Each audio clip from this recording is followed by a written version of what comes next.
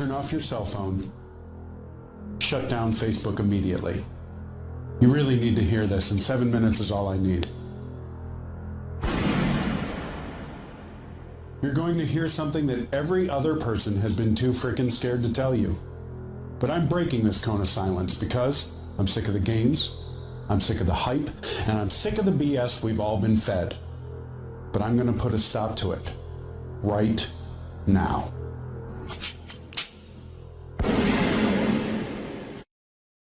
And so I just come back once more to the motivation for why you now do so much stuff.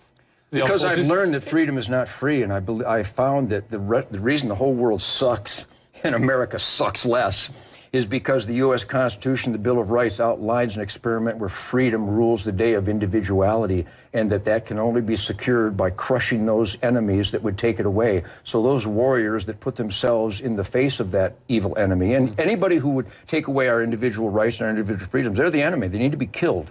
And the guys that went over and did that, they paid the ultimate sacrifice. For a man who is a patriot, who purports to love his country, that was quite shocking disrespect to your president. Let me put it in official CNN Piers Morgan interview terms. Shall I? Yes. My limey friend? Yes.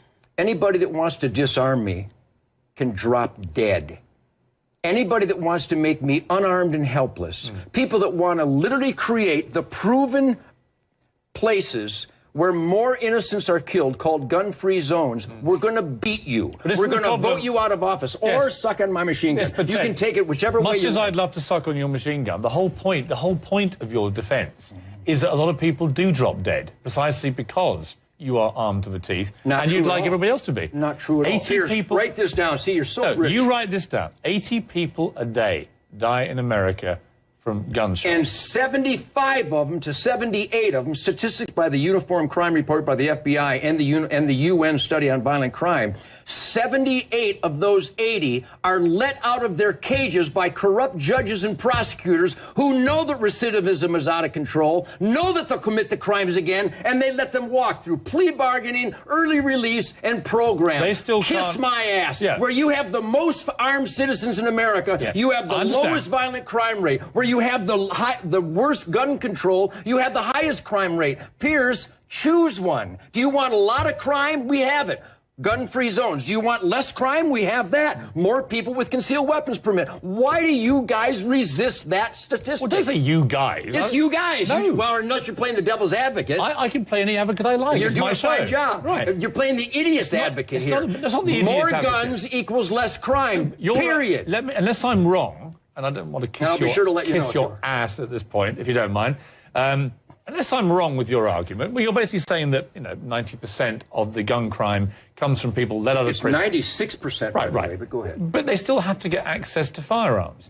If you had your way, there would be 10 times as many firearms, right? Not true at all. You want everyone in America to own a gun? Not at all. I've never said that. What's your position? And I got to tell you, what is your position? And I hope you don't edit this out. Whenever I've done interviews with guys that are inclined to be anti-gun, they always go, well, Nugent wants everybody to have a machine gun. Nugent wants all the deer dead. What does Nugent want? Not even close. What do you want? What I want is the Second Amendment. We the people, free individuals to have the right to keep and bear arms for self-defense. Find fault with that.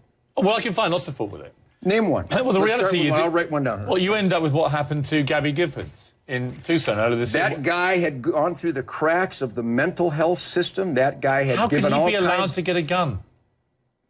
Because he fell through the cracks, and he didn't qualify to get a gun. He fell through the cracks. The cracks of the mental health system. Everybody knew, all his friends, his family was afraid of this guy, but they didn't report it. Nobody reacted to it. When you see a guy like that get open access to firearms because of the Constitution that you subscribe adhere to so much. How would you fix that?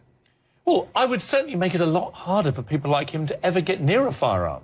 And that's my argument with the gun lobby, is that it's always very, very aggressive. And even as you've just exploded with me, it's always a violent debate. And it's always like, I want the right to shoot anyone that comes near me who's threatening me. But it's always about that. This guy was unstable, but was able to go and get a firearm because they are freely available in this country. And that's where I have a problem with it. Were you born in England? I was born in England. Okay, are you familiar with Ireland? I am. Is Molotov cocktails and C4 explosive, those legal in Belfast? They're terrorists. Are those items legal in Belfast? Well, I don't live in Belfast. Well, then I'll go ahead and educate you. They're banned in Belfast. They're forbidden in Belfast. Do you think anybody had a hard time getting them?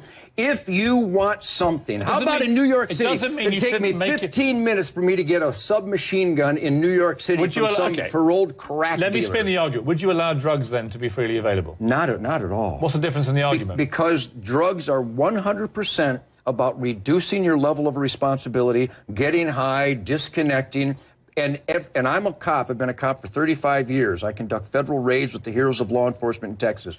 In every instance where there is violence, somebody's high on something. But they're not always in possession of a firearm. They do it with Buicks and bricks and fire and chainsaws and pipes. The guy who shot Gabby Giffords wasn't high. So it wasn't a factor. Nobody was mentally deranged. My point about the thread of your argument is you're saying there's a difference, isn't there, between you're saying guns should be made freely available. Right? No, there should be restrictions. Let me put something to you. If you think it's wrong, tell me. They should be made available with some restrictions, but not many, from the gun lobby arguments I've read. Which exists right now. The reason is if you made them illegal, they'd all be freely available anyway. But with drugs, you say do not make them freely available, make them illegal, even though you know and I know that drives them underground and probably more people get access to them. Piers, I don't know why you guys either don't study the information or you just resist it. I think you're resisting it. In America, where you have more citizens with guns on their person, you have a dramatic reduction in violent crime.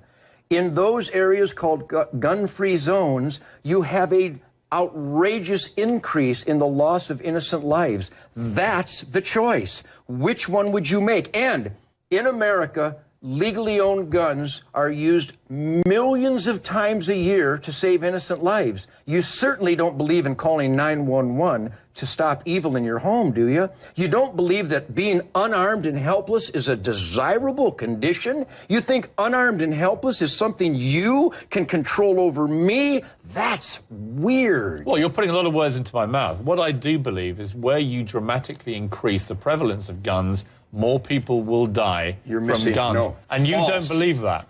Not only do I believe the FBI doesn't believe it. The FBI recent report, in those jurisdictions where more people have concealed weapons permits, that doesn't mean a gun in the truck or in the safe. It means a gun in their belt.